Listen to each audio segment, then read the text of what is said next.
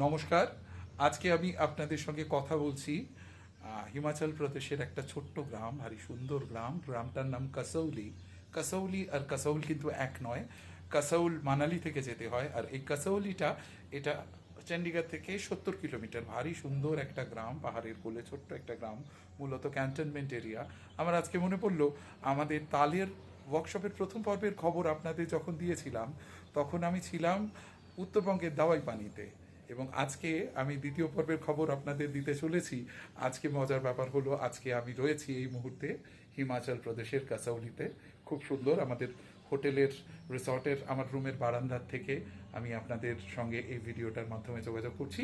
আমাদের তালের পরবর্তী পর্বের ওয়ার্কশপ এটা অনুষ্ঠিত হতে চলেছে আগামী 31শে অগস্ট, রবিবার। এখনো 1 মাস সময় রয়েছে।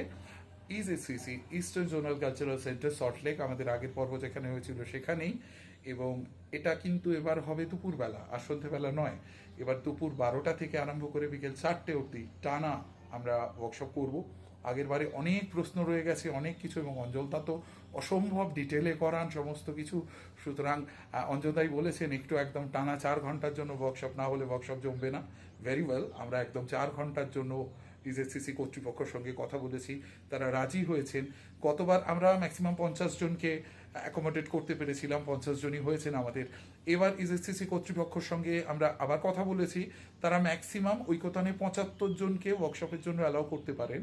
এটার জন্য আপনাদের একটা সামান্য টাকা দিয়ে, আমাদের যেমন হয়েছে আগেরবার, একটা সামান্য টাকা দিয়ে রেজিস্ট্রেশন করতে হবে।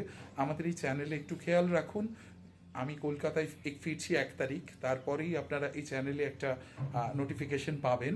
সেখানে একটা হোয়াটসঅ্যাপ নম্বর দেওয়া থাকবে, সেই হোয়াটসঅ্যাপ নম্বরে রেজিস্ট্রেশন ফিটা পে করে আপনাদের একটা সেটা স্ক্রিনশট নিয়ে পাঠিয়ে নিজের নাম এবং নিজের বয়স এইটা লিখতে হবে, কোন স্কেলে গান করেন এটা লিখতে হবে। এটা লিখলেই আপনাকে আপনার একটা রোল নাম্বার, একটা ক্রমিক সংখ্যা আমরা পাঠিয়ে দেবো। এবং 31 তারিখ দেখা হচ্ছে। আমাদের অনেক মজা হচ্ছে, অনেক হই হই হচ্ছে, ঠিক আগেরবার যেমন হয়েছে। কোনো চাপ নেই, আমরা খুব মজা করে রবীন্দ্রনাথের গানের তাল, একটা অত্যন্ত কঠিন বিষয়, অত্যন্ত ভীতিপ্রদ বিষয়, কিন্তু সেটা নিয়ে অঞ্জনদা একটা একদম আড্ডার ছলে, একটা মজার ছলে খুব সুন্দর করে আমাদের করিয়েছেন। আমাদের অনেকটা অংশ বাকি রয়েছে। এইবারের এই পর্বে আমরা কীর্তনাঙ্গের গান অর্থাৎ শ্রীখোলের ব্যবহার এবং রবীন্দ্র সৃষ্ট তাল, এই দুটো নিয়ে বিস্তারিতভাবে কথা বলবো। দেখা হচ্ছে আগামী 31শে অগস্ট সল্টলেকের ইজেসিসিতে। ধন্যবাদ।